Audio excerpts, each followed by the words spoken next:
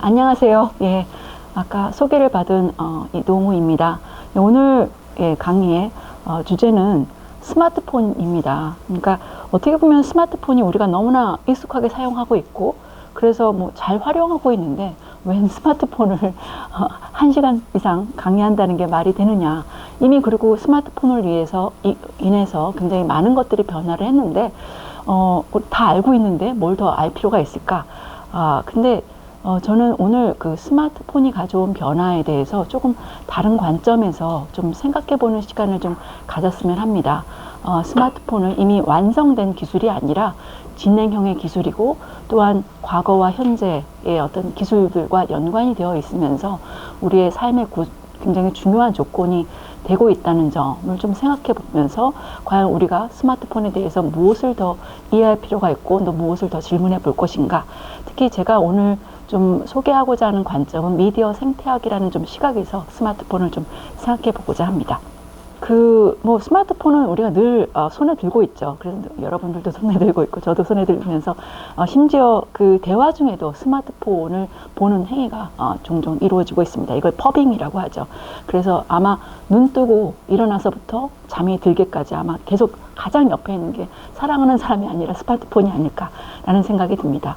그래서 이런 얘기도 있어요. 뭐 인류의 진화에서 호모 에렉투스부터 해서 호모 사피엔스에 이르러서 다음이 스몬비스라는, 그러니까 스마트폰과 좀비 합성어처럼 읽으면서도 항상 스마트폰을 놓지 못하면서 좀비처럼 걸어다닌다. 이런 우스갯소리까지도 나옵니다. 근데 이게 그냥 단순한 우스갯소리가 아니라 실제 우리 나라에서 스마트폰을 보유하고 이용하는 비율을 보면은 굉장히 포화되어 있고 굉장히 일상생활에 침투해 있다는 걸 볼 수가 있습니다. 지난 10년간, 10여 년간 스마트폰의 이용 비율을 보면, 보유 비율을 보면은 거의 94%까지 이르렀어요. 이거는 거의 10사람 중에 거의 10사람이 가지고 있다는 뜻이고요. 그 다음에 또 스마트폰을 필수 매체로 인식하는 사람도 특히 젊은 층, 그러니까 10대, 40대 층은 80% 이상이 일상의 필수 매체로 생각을 하고 있습니다.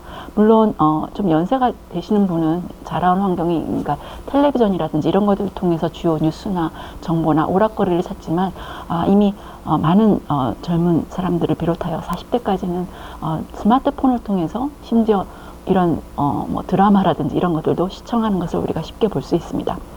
그래서 특히 코로나를 거치면서 이런 스크린 아니면 스마트폰의 이용이라든지 모바일 미디어의 이용이라든지 또 스크린 타임이라든지 이런 것들이 굉장히 크게 늘어났고요. 근데 우리가 이게 또 늘어난 이유 중에 하나가 이 사회적 거리두기와 함께 강제적으로 집 밖에 나가는 것이 이제 약간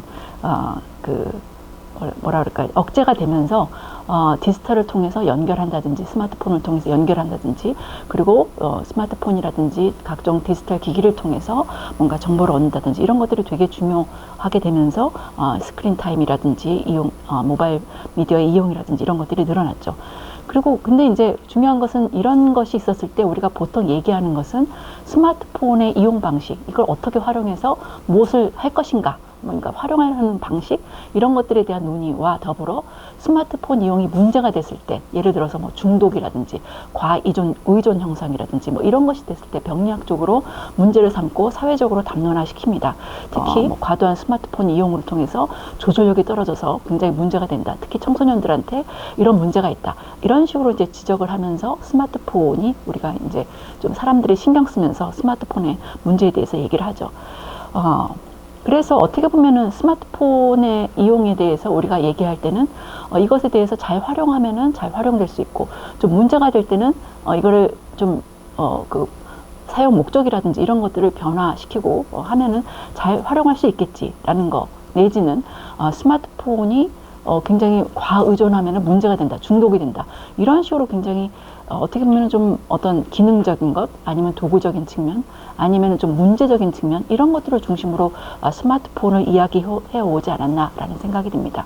여기에 깔려있는 가정은 스마트폰을 일종의 도구라든지 수단이라든지 이런 활용의 도구로 생각하는 경향을 많이 읽을 수가 있겠고요.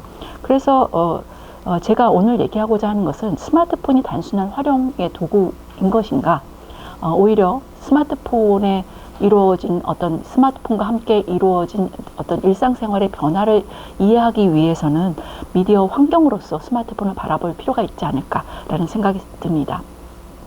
그래서 미디어를 좀 스마트폰을 일종의 미디어 환경으로 접근을 하고자 하는데요. 미디어를 바라보는 시각에는 대체적으로 한 세 가지 유형으로 나눠볼 수가 있습니다. 하나는 미디어를 일종의 메시지를 전달하는 매개체로 보는 시각입니다. 그래서 미디어를 메시지를 전달하는 회로로 보는 시각에서는 주로 미디어가 전달하는 내용이라든지, 주로 이제 언론이 뭐를 얘기했어, 어제 본 텔레비전 프로그램이 뭐였어, 뭐 이런 식의 어떤 내용을 중심으로 얘기를 하고, 또 내용에 미치는 어떤 뭐 이데올로기라든지 아니면 정치 경제학적인 맥락이라든지 이런 것들에 대해서 좀 분석하고 논의를 합니다. 그리고 또 하나의 방식은 미디어를 일종의 어떤 언어라든지 문법으로 바라보면서 이것의 표현 양식에 아니면 미학적인 스타일이라든지 이런 것들에 관심을 가지고 봅니다. 주로 영화학과라든지 제작학과라든지 이런 데서는 미디어의 표현 방식이라든지 제작 기법이라든지 이런 것들을 주로 이제 공부하고 실질적으로 어떻게 표현하는지에 대해서 연구를 많이 하죠. 제가 오늘 얘기하고자 하는 것은 이 세 번째, 환경으로서 미디어를 바라보면서 일종의 이런 그 미디어의 구조가 아니면 조건이 어떻게 각각의 사회적인 다양한 힘들과 맞물려서 문화적인 변동을 만들어 가는지를 생각해 보고자 합니다. 이것을 좀 약간 그 환경으로서 미디어를 바라보는 방식이라고 얘기를 하고 싶은데요.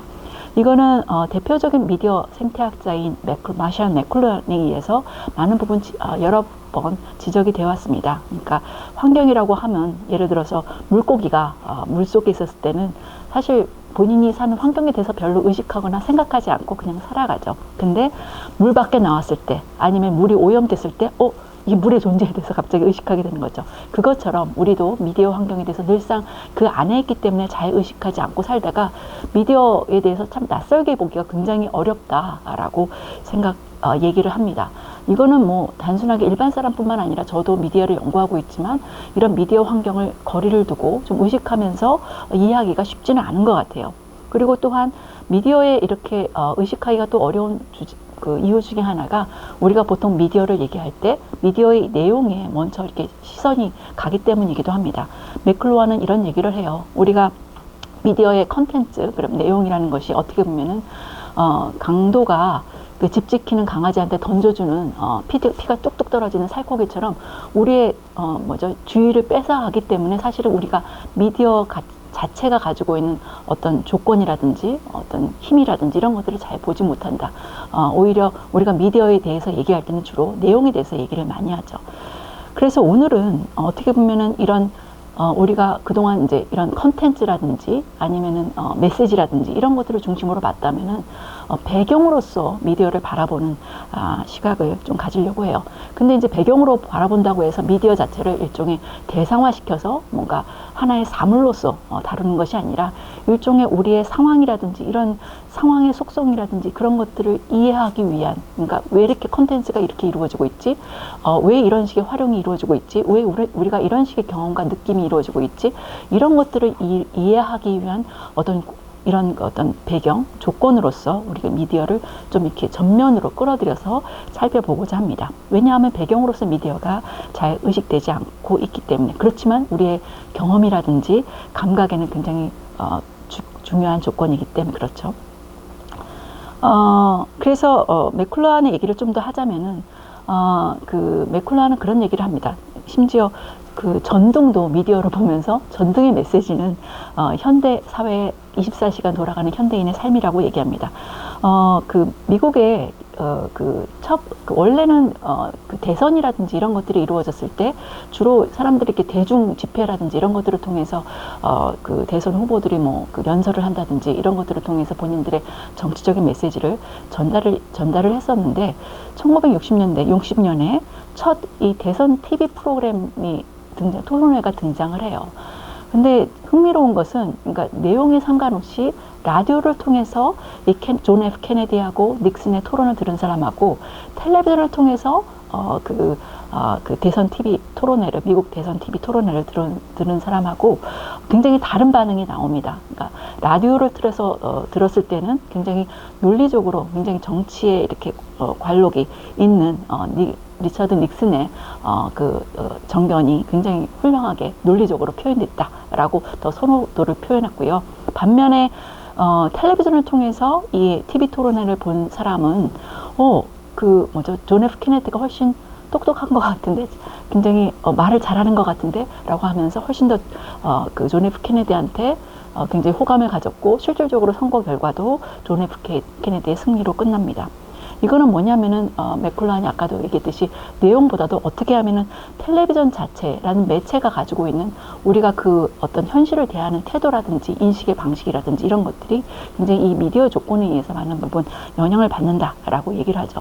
그래서 방송 뉴스의 메시지는 어떤 뉴스 자체보다도 그런 것들을 대하는 사람들의 인식, 경험, 감정, 태도 이런 것들에 있고, 그 다음에 철도도 일종의 물건을 이렇게 사람이라든지 이런 것들이 이동하고 수송하고 그런 것 자체보다도 그런 것들에 의해서 이루어지는 어떤 이동의 수준이라든지 속도라든지 패턴의 변화라든지 이런 것에 따라서 이루어지는 어떤 여가나 일이나 이런 도시 형태의 변화 이런 것들이 어떻게 보면 이런 철도라는 미디어의 메시지다라고 얘기를 합니다.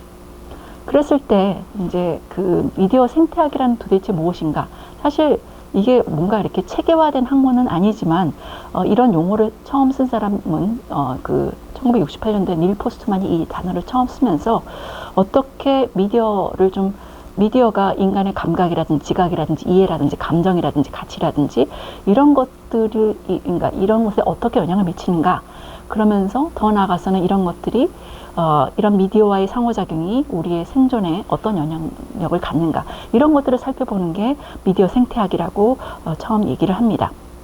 그래서 이거는 어떻게 보면은 미디어를 단순한 도구나 기계로 바라보는 것이 아니라 어떻게 보면 이것이 가져오는 조건과 그 안에서의 상호작용을 우리가 좀 볼 필요가 있다라고 얘기를 하는 거겠죠. 그래서 생태학이라는 단어는 사실은 처음 그 자연과학에서 먼저 쓰였죠. 해켈이라는 사람이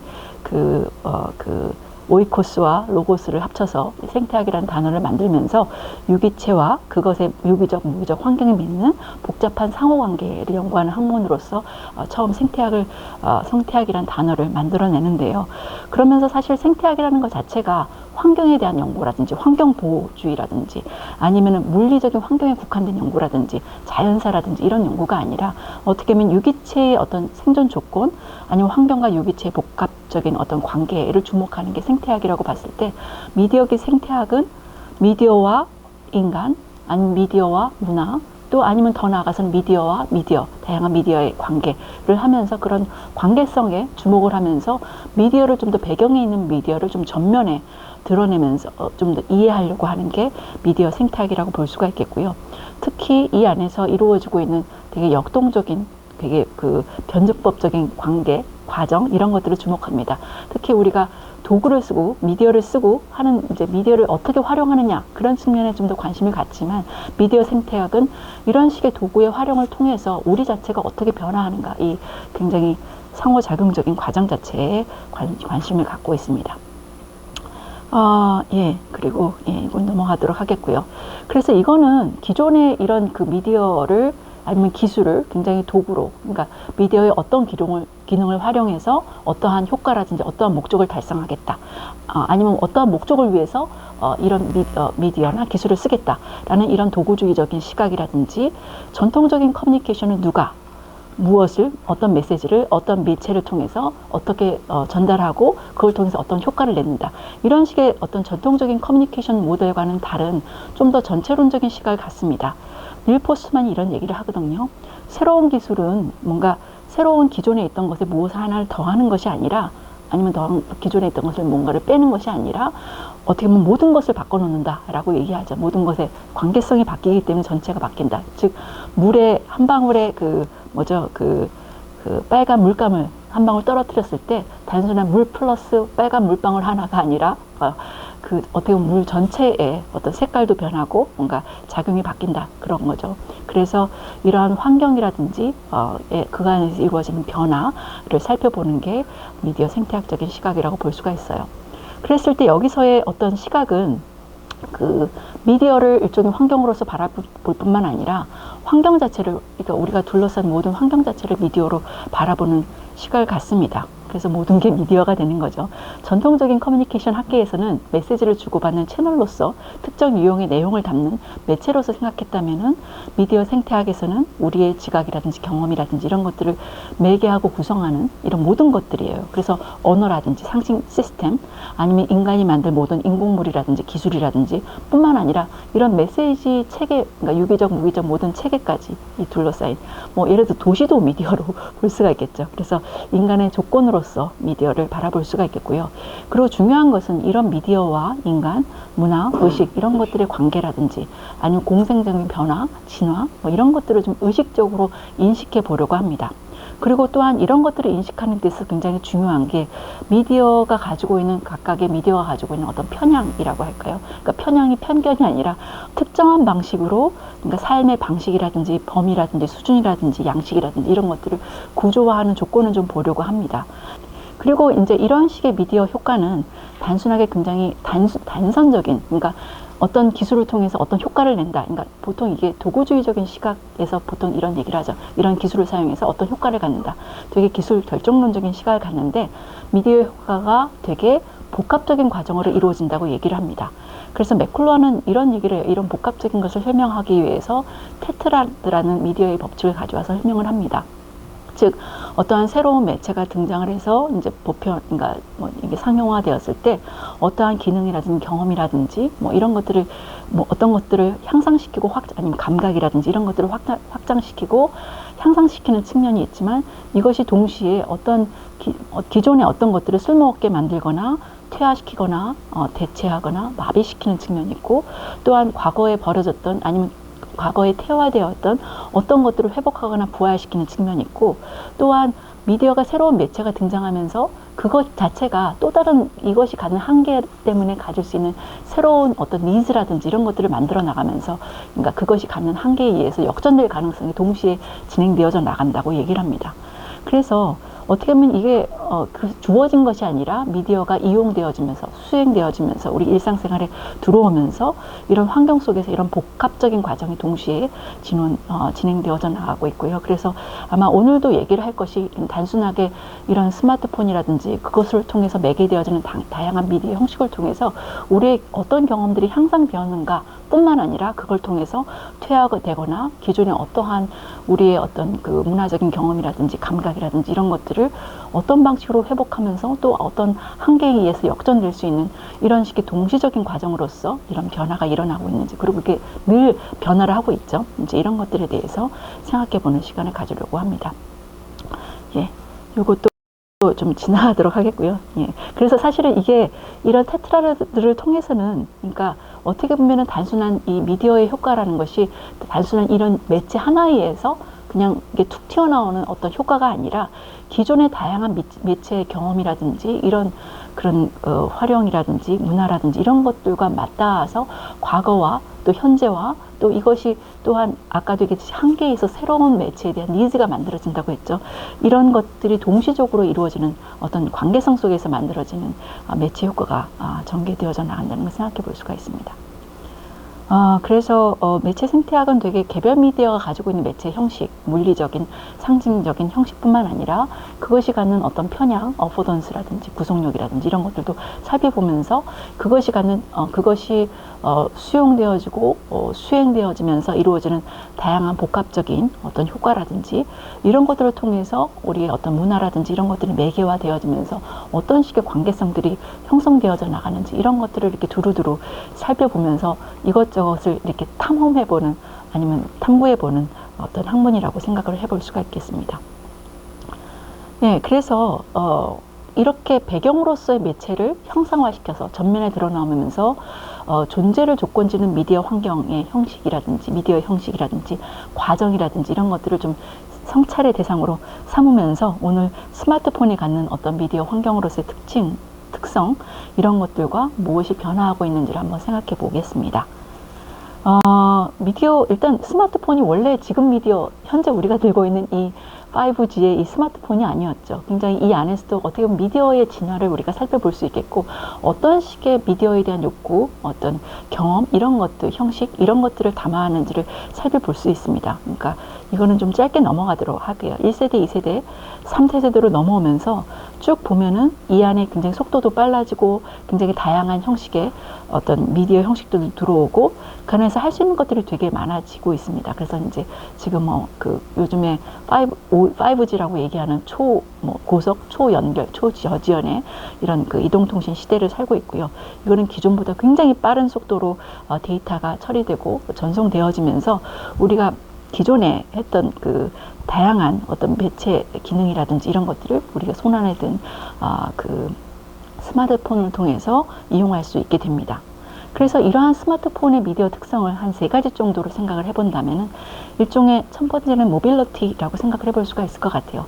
이런 식의 이동성은 되게 한마디로 이용자의 이동성, 이용자가 언제든지 들고 다니면서 통신하고 다양한 미디어 서비스를 활용할 수 있다는 거. 그리고 기기의 휴대성, 그러니까 포터빌리티를 생각할 수가 있겠죠.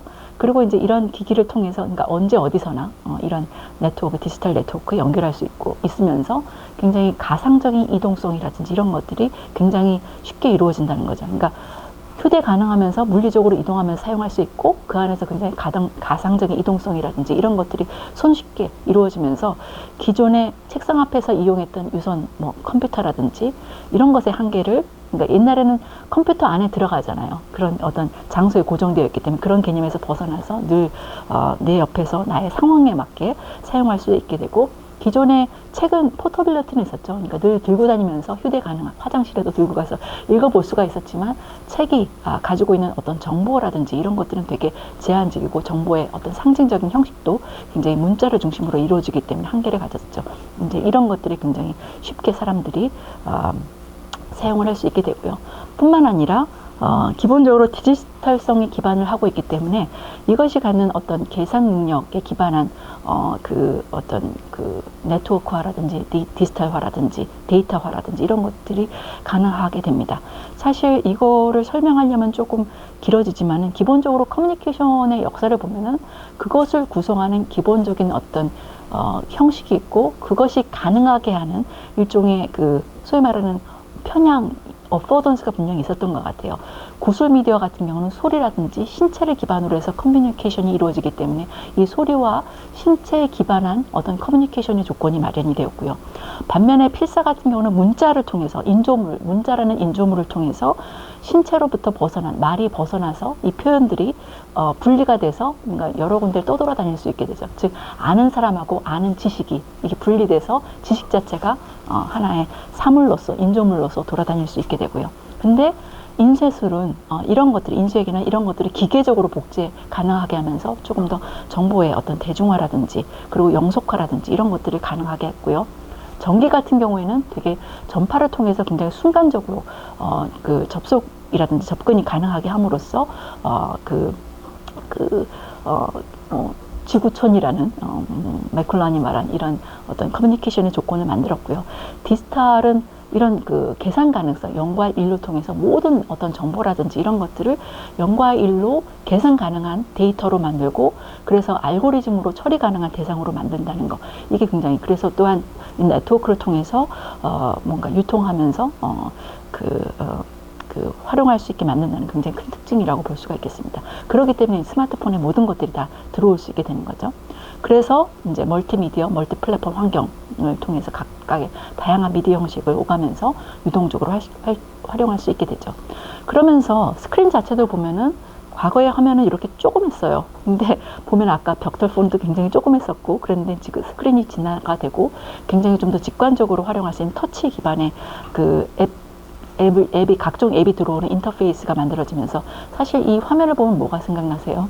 우리의 시선을 끌 수 있는 것들이 되게 많다는 거죠. 그러니까 우리의 시선을 끌 수 있는 이 화면 안에 모든 것들이 이렇게 다 들어왔다는 거를 생각해 볼 수가 있을 것 같아요. 그래서 밀러 같은 사람은 이게 영화, 텔레비전, 컴퓨터를 읽는 제4의 스크린이라고 얘기를 하는데 사실 이 안에서 굉장히 우리가 이것만 있어도 무인도에서, 아니 무인도에 뭐 이게 터질지 모르지만 많은 것들을 해결할 수 있게 됩니다. 그리고 특히 이 안에서 앱의 형태로 기존의 매체 형식들이라든지 새로운 미디어 형식들이 많이 들어오는데요. 이 앱 같은 경우에는 그러니까 되게 흥미로운 게 이게 그 운영체제에서 실행되는 운용 소프트웨어를 앱이라고 하는데 이게 어떻게 보면 이게 되게 많은 것들을 연결하는 이런 중간 브로커 역할을 합니다. 그러니까 이용자와 기술과 그 다음에 서비스 시스템이라든지 또 기술을 만들어낸 어떤 개발자라든지 이런 것들이 서로 관계를 맺는 굉장히 중요한 역할을 하고 있거든요. 그러면서 또한 앱이 작동하는 소위 말하는 또 어포던스 있죠. 그러니까 바이어스에 따라서 그러니까 우리가 이런 어떤 앱에 대한 경험이라든지 이런 것들이 많이 바뀌는데 특히 앱 같은 경우는 가치 창출이라든지 데이터화라든지 이런 것들이 되게 큰 특징이라고 볼 수가 있겠습니다. 그래서 이런 앱을 통해서 되게 이 안에서 굉장히 많은 것들을 하게 되죠. 그러니까 뭐 동영상이라든지 사진 제작과 공유, 소셜미디어 이용, 메시지 송수신, 뭐 온라인 쇼핑, 지도 이용, OTT, 뭐 이런 영상 컨텐츠 이용, 뭐 교통수단, 음식 배달, 각종 업무, 사실 일상에서 이루어졌던 모든 업무들이 앱의 형태로 들어와서 이 안에서 다 누릴 수 있게 되고 매게 되어지는 거죠. 이제 이런 것들을 생각해 보면서 이제 그런 것들을 통해서 무엇이 변했을까를 생각해 봅니다. 특히 이 안에서는 다양한 융합들이 발생을 하는데, 그러니까 특히 이제 이런 스마트폰을 통해서 본 다양한 융합들이 어떤 측면이냐면 미디어와 미디어가 결합이 되어지면서 융합이 되어지면서 스마트폰 자체가 메타미디어로서 그 각종 미디어라든지 각종 사물이라든지 이런 것들을 재매게 합니다. 그래서 기존에 있던 따로따로 존재를 했던 전화기, 전신, 시계, 캘린더, 전화번호부, 편지함, 심지어 이런 스위치 같은 거 이런 것들뿐만 아니라 TV, 라디오, 책 등등서부터 최근에는 뭐 AR이라든지 뭐 이런 것에 이르기까지 이런 하드웨어적인 미디어 형식까지 이런 것들을 이 안에 앱의 형태로 들어오게 되고요. 그리고 또한 뭐 사물 인터넷이라든지 클라우딩 서비스라든지 심지어 이제 로봇을 작동한다든지 뭐 이런 일상의 뭐 스마트 홈과 같은 이런 일상 기술과도 연계가 되어지는 이런 식의 융합의 어떤 중심에 있는 게 이런 스마트폰이 아닐까라는 생각을 해볼 수가 있겠고요. 또 하나는 인간과 미디어의 융합, 나중에 좀 얘기하겠지만은 이런 것들이 융합이 되면서 내가 사실은 기계를 이용하는 것이 아니라 이게 기계와 스마트폰이라는 기계와 내가 어떻게 보면 내 몸의 일부처럼 있어서 이것을 집에다 놓고 왔을 때 굉장히 불안감을 느끼잖아요. 몸에 없으면 불안하고 다시 집에 들어가서 늦더라도 꼭 가져 나오는. 그래서 어떻게 보면은 우리 실존의 조건이 되어지고 어떻게 보면 우리가 기술과 육체가 같이 한 몸으로 느껴지는 어떻게 보면은 일종의 우리의 사이보그화가 진행되어져 나가고 있다고도 볼 수가 있겠죠. 특히 이런 가까운 일상의 미디어인 스마트폰을 통해서. 또한 가장 큰 특징 중에 하나가 공간과 공간, 특히 떨어져 있는 공간에 의해서 구획되어졌던 떨어진 과정들이라든지 이런 것들이 융합되어지면서 융합되어져서 뭐 집에서도 뭐 은행 업무를 본다든지 쇼핑을 한다든지 뭐 아니면은 멀리 직장에 있으면서도 집에서 이루어지는 뭐 아기가 무슨 활동을 하고 있는지 이런 것들을 본다든지 이런 것들이 가능하게 되어지고요. 그 다음에 이런 것들을 굉장히 이런 관리 체계나 통제나 제어나 이런 것들이 되게 집중화가 이루어집니다. 내 스마트폰을 통해서 제어가 이루어질 뿐만 아니라 또 이런 플랫폼에 의해서 우리의 정보라든지 이런 것들이 집중적으로 제어가 될 수도 있겠다는 그런 것들도 생각해 볼 수가 있을 것 같아요. 그래서 이러한 스마트폰에 의해서 이루어지는 어떤 커뮤니케이션은 되게 다차원적인 커뮤니케이션, 그 다음에 나의 상황이 굉장히 개인적인 미디어이기 때문에 나의 지금 여기에 상황에 맞춰서 다양한 개별 미디어 앱이라든지 이런 것들을 활용하게 되고요. 또한 소통뿐만 아니라 뭐 정보 생산이라든지 가공이라든지 유통이라든지 이런 것들이 개인이 참여할 수 있게 되죠. 사실 이런 것들은 우리가 좀 많이 알려지는 부분인데 이제부터 환경으로서의 미디어가 가지고 있는 편향성 같은 걸 생각해 보면서 실제 우리의 어떤 미디어라든지 이런 것들이 어떻게 변화했는가 이런 것들을 좀 생각을 해보도록 하겠습니다. 시공간적으로 아까 가장 큰 특징 중에 언제 어디서나 특히 모바일 네트워크의 연결성을 좀 들여다볼 수 있겠는데요. 그래서 아까도 말했듯이 공간과 공간의 융합 이런 것들이 이루어지고 특히 물리적인 공간과 디지털 공간의 경계가 허물어진다고 얘기를 했고 그런 것들도 되게 즉각적으로 이런 디지털 공간에 접속할 뿐만 아니라 특히 오프라인과 온라인의 어떤 커뮤니케이션 맥락이라든지 실천이라든지 이런 것들이 서로 병합이 되어지는 그런 것들도 볼 수 있겠는데요. 이제 그런 것들을 좀 더 살펴본다면은 이제 처음에는 사실 이런 식의 융합보다는 그러니까 모바일 휴대전화가 처음 등장했을 때 초기 연구를 보면은 그러니까 이 연결설 자체에 좀 초점을 맞춘 연구들이 많이 이루어졌어요. 그러니까 타인과 지금 여기에 있지 않는 저 멀리 있는 타인과 물리적으로 부재하는 타자와 연결하면서 이런 것들이 어떻게 보면 사회적인 어떤 관계라든지 이런 것들을 좀 더 끈끈하게 만드느냐, 아니면 좀 더 어떠한 사회적 관계의 변화를, 사회적 연결성의 변화를 가져오는가, 뭐 이런 식의 연구 같은 것들이 있었고요. 또 한편으로는 주변 환경에서, 그러니까 내가 뭐 지하철을 타고 있는데 핸드폰을 쓴다든지 이런 것들을 통해서 뭐 주변, 그러니까 이 공간, 공적인 공간을 굉장히 사적인 공간으로 만들면서 어떻게 보면 지금 여기에 있는 경험과 굉장히 단절되어서 어떻게 보면 옆에 사람과 같이 있어도 옆에 사람보다도 여기 있지 않은 그 다른 곳에 있는 다른 사람과 더 친밀성을 교류하는, 나누는 이런 식의 어떻게 보면 부재하는 현존이라고 하죠. 내가 옆에 있어도 옆에 있지 않은 그런 경험에 대해서 굉장히 비판적으로 얘기하는 학자도 있었습니다. 그래서 이제 공적 공간의 사사화라든지 아니면 휴대 가능한 공적의 프라이버시라든지, 그러니까 공적 공간에서 사적인 프라이버시, 그러니까 그런 얘기도 하잖아요. 그러니까 휴대전화를 가지고 다니면은 좀 불편한 장소에 있을 때 휴대전화를 보는 순간 뭔가 내 사적인 나만의 그러니까 전자 고치가 만들어지는 그런 경험들을 하게 되죠. 이제 그런 것들에 좀 더 포커스를 맞추면서 했다가 점점 이런 경험들이 단순하게 이곳과 저곳의 연결성, 아니면 사적 공간과 공적 공간의 이게 허물기, 뭐 이런 것들이 이렇게 단순한 이분법적인 것을 허무는 수준에서 넘어서 굉장히 그 안에서 그 경험들이 공간 안에서의 경험들이라든지 장소의 경험이라든지 이런 것들이 되게 복합적으로 이루어지고 있다. 그런 것들이 어떻게 이루어지는가, 뭐 이런 것들에 대해서 좀 더 관심을 갖는 연구들이 나오기 시작합니다. 그래서 특히 이제 공간에서 되게 이렇게 혼합되어져서 혼종적인 하이브리드한 경험들, 특히 이런 앱이라든지 이런 것들을 통해서 소셜미디어의 여러 커뮤니케이션 맥락들, 사회적인 맥락이잖아요. 이런 커뮤니케이션 맥락, 이런 친구들과의 사회적인 맥락, 저런 뭐 가족과의 어떤 사회적인 맥락, 이런 것들이 계속해서 이 안에서, 이 공간 안에서 나의 필요에 따라서 들어오면서 지금 여기에 있는 경험들이 다른 곳에 있는 누군가의 경험과 같이 공존하기도 하면서 이것뿐만 아니라, 그래서 여기에 부재하는 것이 아니라 또 한편으로는 부재할 수도 있지만 또 한편으로는 장소에 있는 현존감과 내가 여기서 경험하는 것들이 훨씬 더 풍부해질 수도 있어요. 그러니까 예를 들어서 내가 이곳에 있는데 여기서는 기존에 여기 왔던 사람들이 굉장히 여기서 맛집이 어디더라, 뭐 여기서 볼만한 것이 무엇이더라, 이런 것들을 올리는 걸 보면서 여기서 있는 감각들, 내가 평소 때 있는 감각들이 여기서 경험할 수 있는 감각들이 훨씬 더 확장되어지고 증강되어지는 경험도 할 수 있게 되고요. 그리고 또한 이러한 네트워크 의 경험이, 그러니까 네트워크에서 정보를 이용하는 어떤 맥락이 지금 여기에 나의 필요에 의해서, 지금 여기에 맥락에 의해서 스마트폰의 이용 목적이라든지 이런 것들이 영향을 받기도 하고요. 그리고 장소 경험의 어떤 층이라든지 이런 것들도 되게 다양해질 수 있다. 그래서 개인에 따라서 굉장히 파편화되고 다층적이고 유동적인 성격의 경험을 가질 수 있게 된다. 그래서 장소 경험이 되게 안정적이고 고정되는 것이 아니라 개인에 따라서 되게 파편화될 수 있다라는 생각을 해볼 수가 있을 것 같아요. 그러니까 이거는 어떻게 보면은 그러니까 전통적인 개념의 어떤 장소라든지 공간 개념이라든지 이런 것들이 점점 더 그런 어떤 그런 것들이 점점 바뀌고 있다라는 생각을 해볼 수가 있을 것 같아요. 특히 스마트폰은 그 안에 위치 인식 GPS가 내재되어 있고, 그러면서 이제 끊임없이 우리 어떤 GPS 위치 정보라든지 이런 것들을 수집하죠. 기록하고, 그 다음에 또한 항시적인 네트워크 연결 상태를 유지할 수 있게 하면서 사실은 우리가 늘 나를 중심으로 해서 지금 여기의 경험을 보완하고 조정하고 증강할 수 있게 되는 거죠.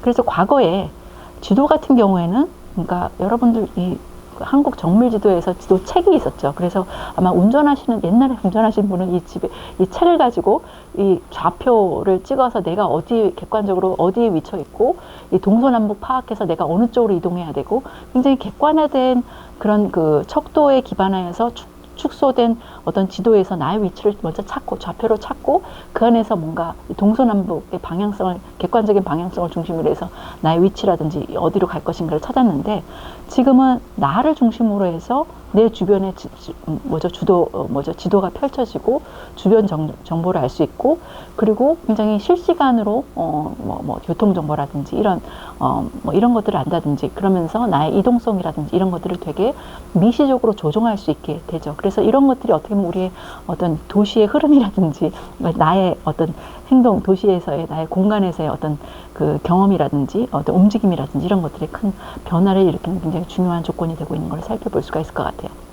그러면서 사실 장소의 감각이 구성되거나 재구성되는 것을 볼 수가 있습니다. 즉, 우리가 장소에서의 어떤 우리 몸의 경험, 주변을 경험하고 상호작용하는 방식이 변화를 하게 되겠죠.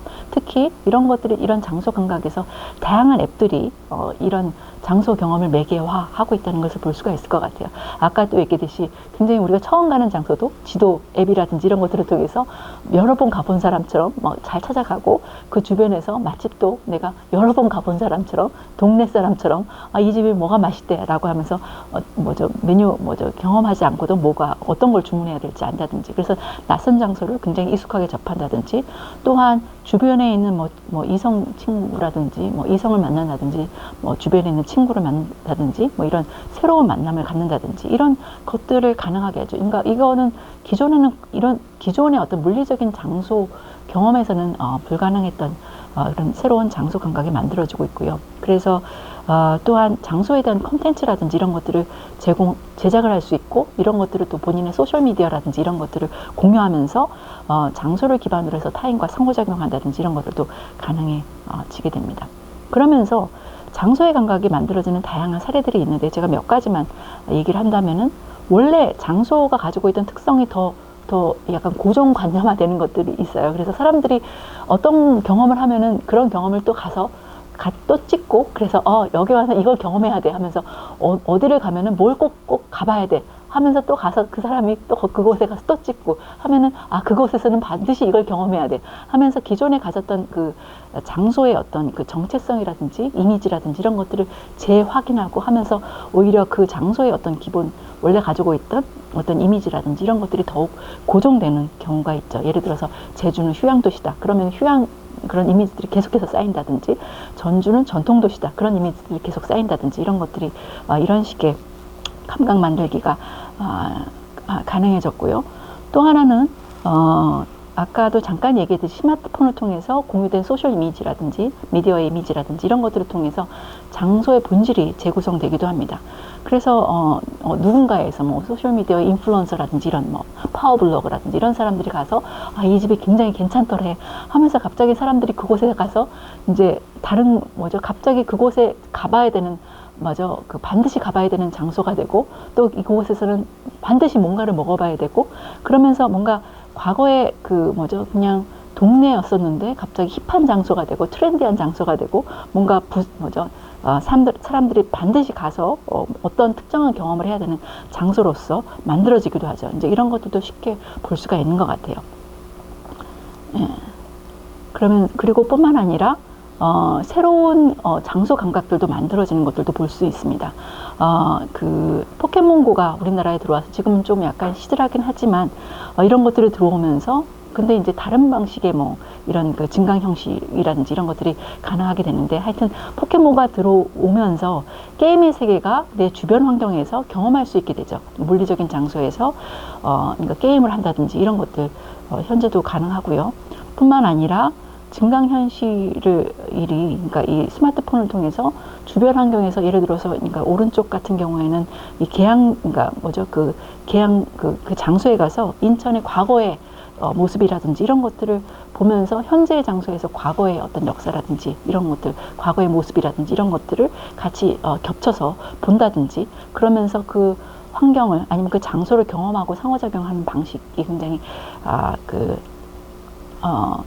달라질 수 있다는 걸 우리가 생각해 볼 수가 있을 것 같아요. 이거는 어떻게 보면 기존에 없었던 장소 감각을 또 만들어낼 수도 있다는 측면도 있겠고, 아마 지금 이제 메타버스 같은 것들이 최근에 조금 메타버스라는 단어는 많이 줄었지만 좀 유행이 좀 지났다고 하지만, 실질적으로 이러한 그 어떤 증강 현실이라든지 이런 것들을 도입해서 특히 스마트폰과 결합시키는 그런 다양한 서비스라든지 이런 것들은 계속해서 들어오고 있지 않나라는 생각이 듭니다. 그러면서 이제 이런 식의 어떤 모바일 미디어, 디지털 미디어라든지 이런 것들을 이 기존에 우리가 생각했던 어떤 공간의 본질이라든지 장소의 본질이라든지 이런 것들도 많은 부분 재구성되어지는 것도 볼 수가 있겠는데요. 이제 과거에 그러니까 교실 공간은 왼쪽을 보면은 이렇게 칠판을 보면서 모든 사람들이 선생님을 바라보는 방식의, 그러니까 시선의 방식이라든지 책상 걸상의 위치라든지 또 정보를 습득하는 방식이 이런 표준화된 어떤 교과서라든지 이런 것도, 그리고 이 안에서의 어떤 선생과 그 어떤 학생들 간의 어떤 좀 위계 질서라든지 이런 것들이 존재를 했는데, 이제 스마트폰이라든지 이런 것이 들어오고, 또한 특히 코로나 시기를 거치면서 이런 모바일 미디어를 통해서 뭔가 강의를 듣는다든지 이런 것들이 이루어지면서 교육의 본질이 좀 더 도전을 받거나 변화하고 있지 않나라는 생각을 해볼 수가 있습니다. 특히 이 디지털 교실이 만들어지면서, 그러니까 장소에서 벗어난 굉장히 디지털로 매개된 교실이 이루어지면서, 과거에는 이런 교육 체계가 어떻게 보면 되게 복합적이잖아요. 뭐 학교에 통학을 해가지고 그 안에 선생님들하고 인사하고 친구들하고 인사하고 앉아가서 뭐 이렇게 뭐 책을 꺼낸다든지 뭐 이런 걸 교과서를 꺼낸다든지 뭐 이런 친구들과 잡담을 나누다가 뭐 종이치면 아니 뭐 강의가 시작되면은 뭐 서로 선생님의 강의를 듣는다든지 뭐 이런 식으로 했는데, 이제 그런 것들이 생략되고 어떻게 보면 수업 자체가 개별적인 콘텐츠의 전달 과정으로서 의미가 전환될 수 있겠고요. 왜냐하면 인터넷 강의가 그렇잖아요. 그냥 강의 1강, 2강, 3강 뭐 이런 식으로 전달되는 방식으로 만들어질 수 있겠고요. 뿐만 아니라 교실 안팎에서 이루어지는, 물리적인 교실 안팎에서 이루어졌던 선생과 학생들, 아니면 학생들과 학생들 사이의 이런 상호작용이라든지 그 안에서 배우는 여러 가지 어떤 윤리적인 배려나 시선의 어떤 교류라든지 이런 관계 형성이라든지 이런 것들이 굉장히 생략된 상태로 만들어진다든지, 그리고 또한 사실은 선생과 이런 학생의 정체성이 이런 물리적인 장소라는 이런 장소나 신체라든지 교실이라든지 이런 것들을 통해서 여기서 이루어지는 사회적인 활동을 통해서 이루어졌는데, 사실 이런 것들이 해체가 되거나 그러니까 사이버 디지털 공간으로 넘어오면서 사실 이런 정체성의 기반이 굉장히 약화될 수 있다는 것들도 우리가 생각해 볼 수 있겠고요. 한편으로는 이런 식의 어떤 매개되어지는 타일교실, 장소화된 디지털 교실을 통해서 훨씬 더 수평화된 어떤 컨텐츠의 이행이라든지 상호작용이라든지 이런 것들을 경험할 수 있겠지만, 이런 경험 자체가 굉장히 개인의 선택에 의해서 본인의 학습 과정을 구성하고 학습 속도를 맞춘다든지 이렇게 하면서 어떻게 보면 학습자 스스로가 본인의 어떤 학습자로서의 정체성, 내가 본인의 어떤 교육하는 내용을 구성한다든지 뭐 이런 식으로 굉장히 자율성에 맞추는데, 기존에 학교가 가졌던 아니면은 교실이 가졌던 아니면 그 안에서 이루어졌던 여러 가지 교육 과정들이 다 이렇게 뭔가 해체되어지거나 그 안에서의 어떤 선생과 학생들의 어떤 정체성이라든지 이런 것들이 많은 부분 이렇게 약화될 수 있는 조건에 놓이게 된다라고 생각을 해볼 수가 있을 것 같아요.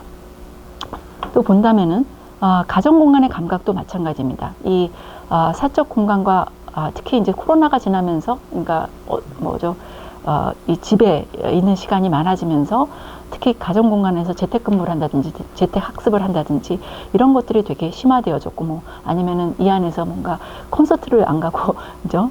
집안에서 관람한다든지 이런 것들, 극장도 안 가고 쇼핑도 안 하고 집에서, 아니면 음식점도 안 가고 집에서 이런 활동들이 이루어질 수 있는데, 그러면서 이런 공간의 경계 허물기가 더욱 심해지면서 사실은 가정이라는 공간에서의 원래 속성이라든지 본질이라든지 아니면은 이런 것들도 많은 부분 이제 재구성되어지고 있지 않나라는 생각을 합니다.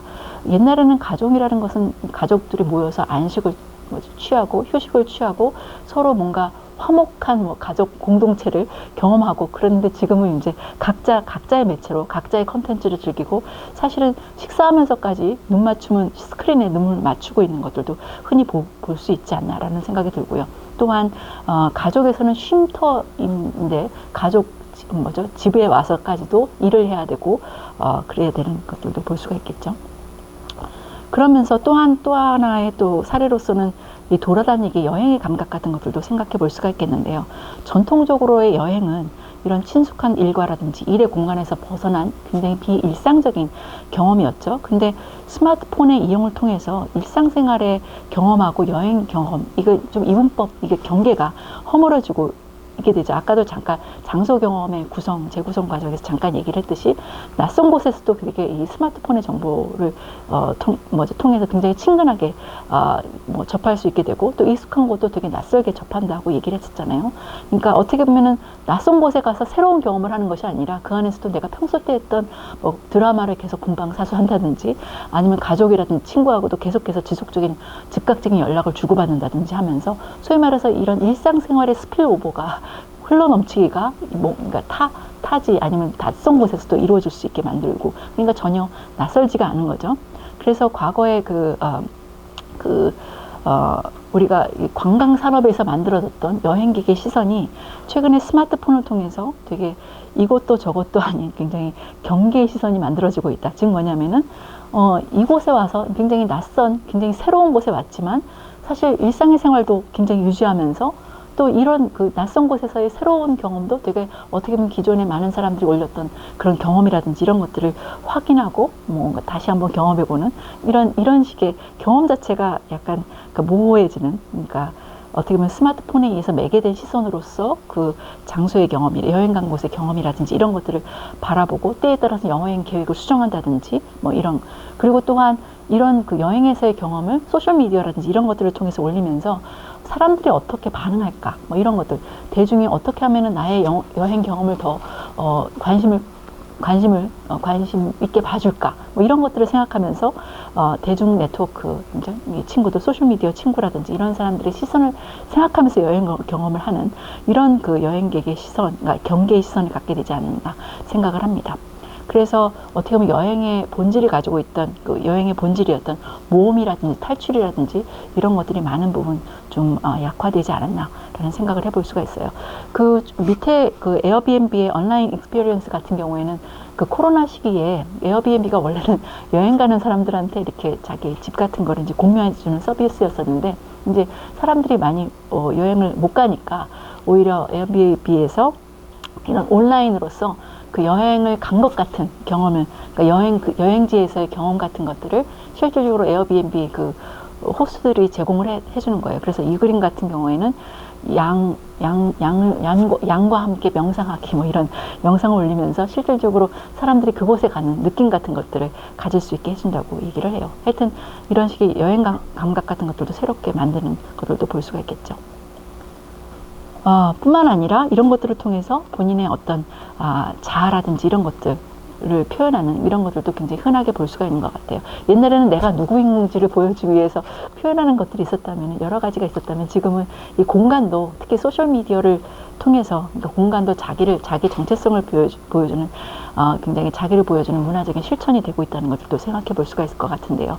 특히 굉장히 이상적으로 공간 연출이란 공간 속에서의 자아 모습을 보여주면서 이걸 통해서 사회적 관계 맺기라든지 이런 것들, 사회적 상호작용이라든지 이런 것들을 유도해 나가고자 하는 것들도 볼 수가 있겠고요.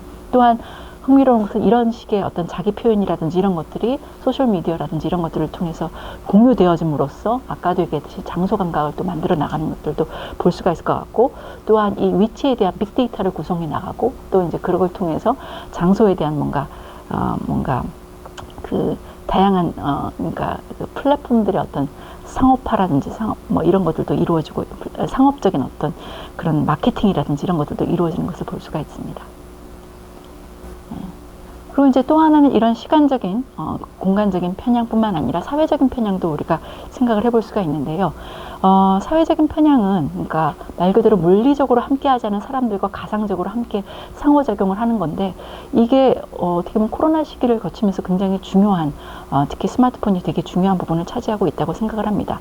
이 안에서 매개된 공존이라든지 매개된 지각이라든지 매개된 사회작용이라든지 이런 것들을 통해서 이제 어떠한 변화가 이루어지고 있는가를 좀 생각해 볼 필요가 있을 것 같은데요.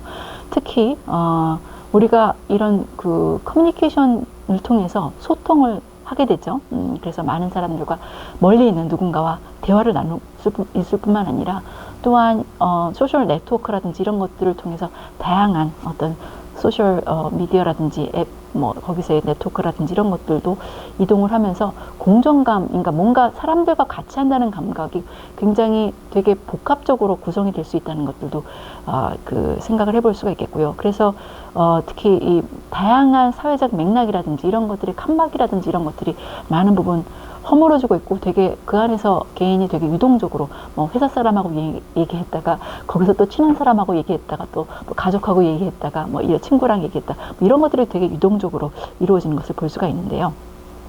사실 이런 어떻게 보면은 아마 코로나 기간 동안에 이런 식의 소셜미디어 아니 이런 스마트폰을 통해서 이루어지는 연결성이 가지고 있는 뭔가 기능이라든지 이런 것들에 대해서 연결성에 대해서 되게 이것이 갖는 되게 그 도움이라든지 이런 것들에 대해서 많이 얘기를 했지만 사실 이런 연결성이 갖는 양가성도 우리가 좀 생각해 볼 필요가 있다고 봅니다.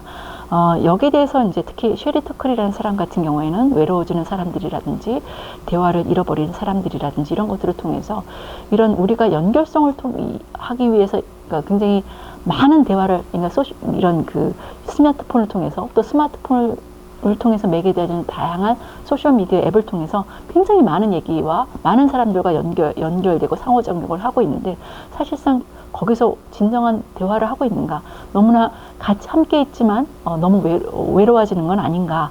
정말 어떤 이 안에서의 공동체를 경험하고 있는가라는 질문을 던지고 있습니다. 특히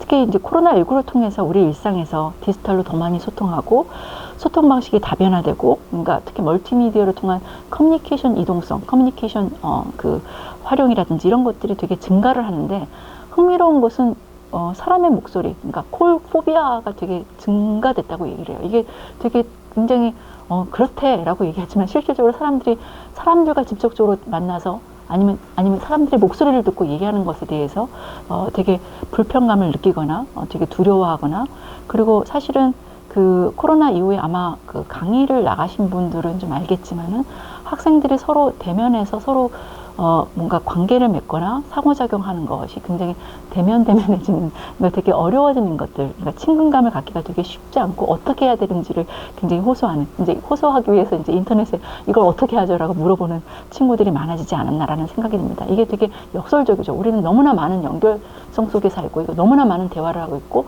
너무나 많은 커뮤니케이션을 하고 있는데 실질적으로 어떻게 사람들과 커뮤니케이션 해야 될지 모르겠고, 그리고 사람들의 목소리를 듣는다든지 이런 것들, 이거 어쩔 줄 몰라서 굉장히 포비아까지 느끼는 것들이 역설적으로 일어나고 있다는 걸 우리가 한번 생각해 볼 필요가 있을 것 같아요. 그래서 코로나19를 통해서 이 모바일 연결성을 통해서 우리가 가지고 있는 친밀성, 특히 물리적으로 움직이지 못하게 되니까 가상적인 이동성이 굉장히 중요하게 됐죠. 이걸 통해서 우리가 가졌던 어떤 소통이라든지 유대감이라든지 이런 소속감이라든지 이런 것들을 이제 키우고 계속해서 유지할 수 있는 생명줄 같은 역할을 했어요, 스마트폰이.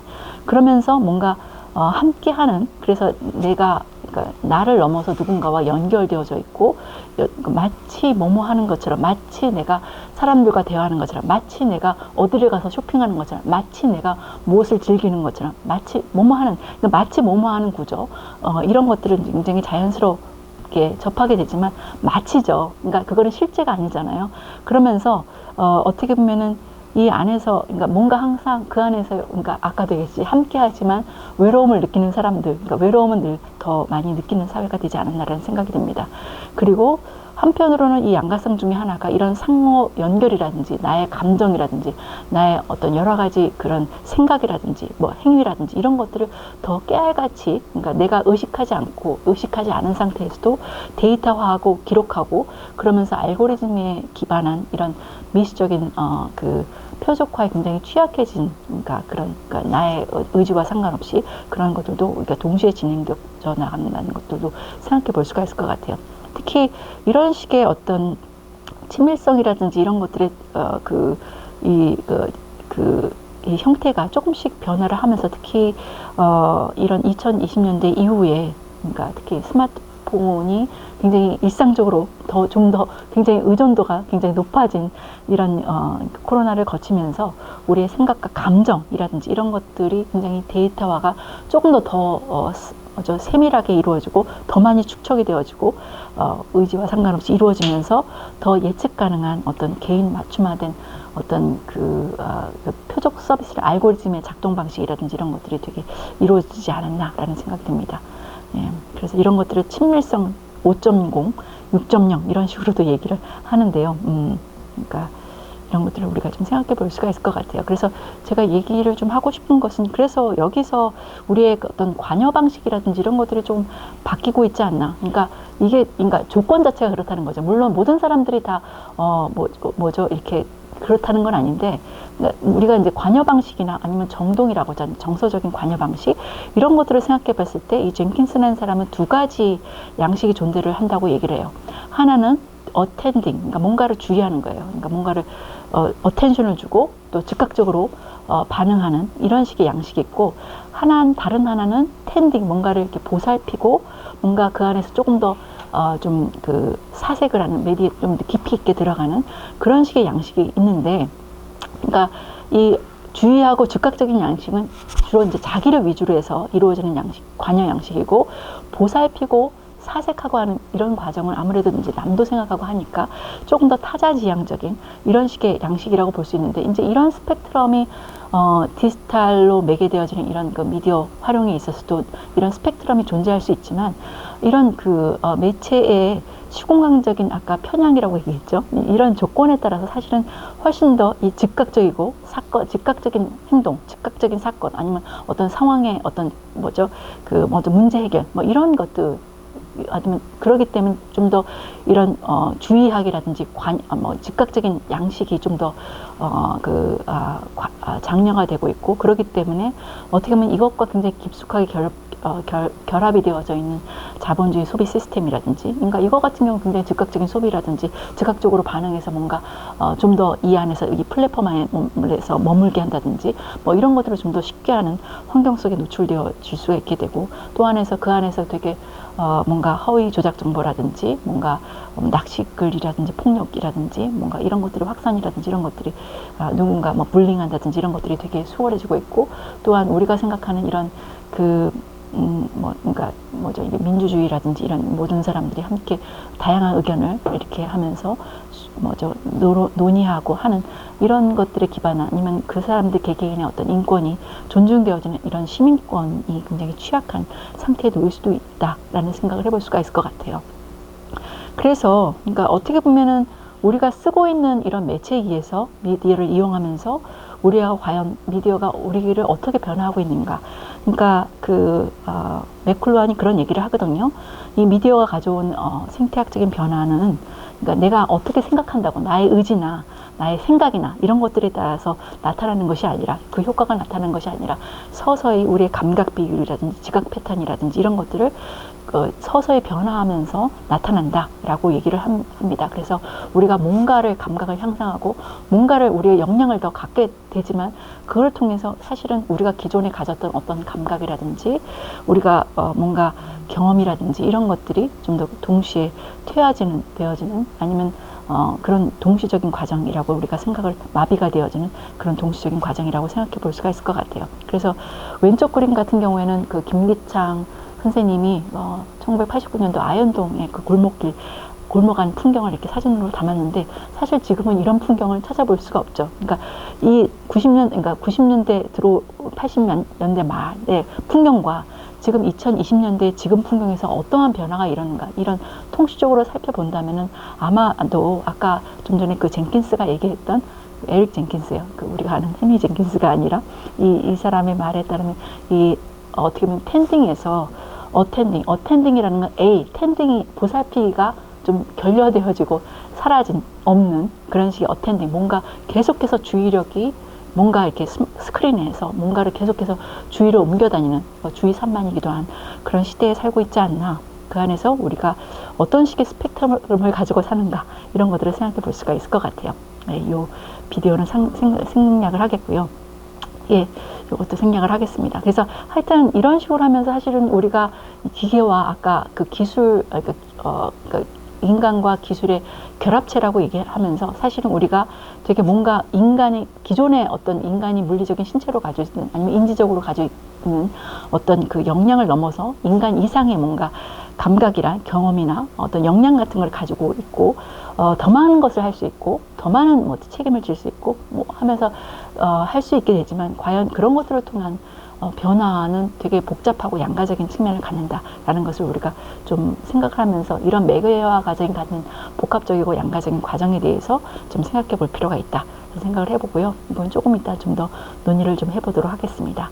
그러면서 다시 한번 그러니까 무엇이 변화하고 있는가, 그리고 또한 사실 이 변화를 이해하려고 하면은 나와 세계의 관계를 매개하는 이런 배경에 깔려있는 미디어 환경으로서의 매개화 과정, 또 이 미디어가 가지고 있는 환경으로서의 미디어가 가지고 있는 어떤 편향이라든지 복합적인 어떤 뭔가를 가능하게 하지만 뭔가를 또 구속하게 하면서 뭔가를 마비하고 절단시키면서도 뭔가 기존의 뭔가 우리의 어떤 기존의 뭔가들을 기계적으로 가져오는 부분, 또 그런 것들을 통해서 가져오는 다양한 어떤 시스템적인 측면, 이런 것들을 좀 의식해 볼 필요가 있겠고요.